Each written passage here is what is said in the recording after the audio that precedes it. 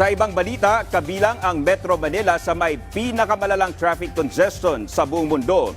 Base po yan sa World Traffic Index para sa taong 2023.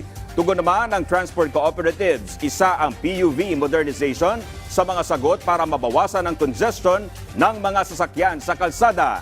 Yan ang ulat ni Noel Talakay. Ayon sa TomTom Traffic, isang Dutch multinational company na nagbibigay ng navigation at traffic data, ang mga motorista sa Metro Manila ay gumugugol ng 25 minutes at 30 seconds in average sa pagbiyahe sa loob ng 10 kilometro. Dahil dito, idineklara ng TomTom na ang Metro Manila ay may worst o pinakamalalang traffic congestion sa ilang metropolis sa buong mundo ngayong 2023. Isa ito sa mga dahilan kung bakit ipinatupad ang PUV Modernization Program sa bansa. Ayon yan kay Riza Maripaches, board member ng Land Transportation Franchising and Regulatory Board o LTFRB.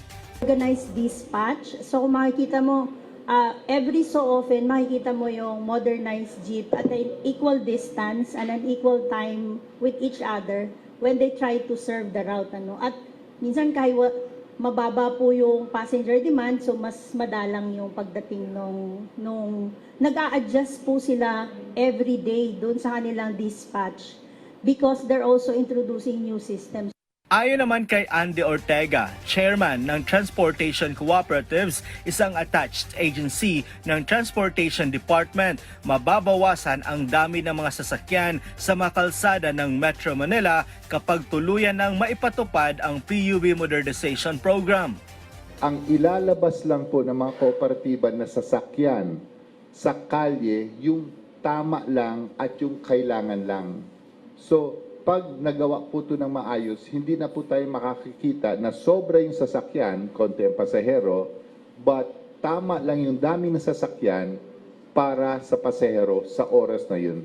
Ito rin anya ang tutugon sa kakulangan ng mga pampasaherong sasakyan tuwing rush hour. Hindi na rin anya mawawalan ng mga sasakyan sa hating gabi at madaling araw na kung saan maraming mga taga Metro Manila ang nagtatrabaho sa gabi tulad na lang yung mga manggagawa sa call centers.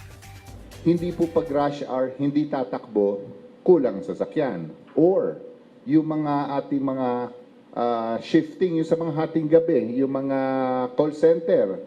Instead na paglabas niya ng hating gabi or alas 2, walang jeep or other vehicle at sasakay siya, mapipilitan siyang sumakay ng taxi. Ayon sa pinakabagong datos ng LTFRB, mayroon ng mahigit 38,000 mga jeep ang legal na inaasahang makakabiyahe sa mga lansangan ng Metro Manila sa susunod na buwan. Noel Talakay para sa Bayan.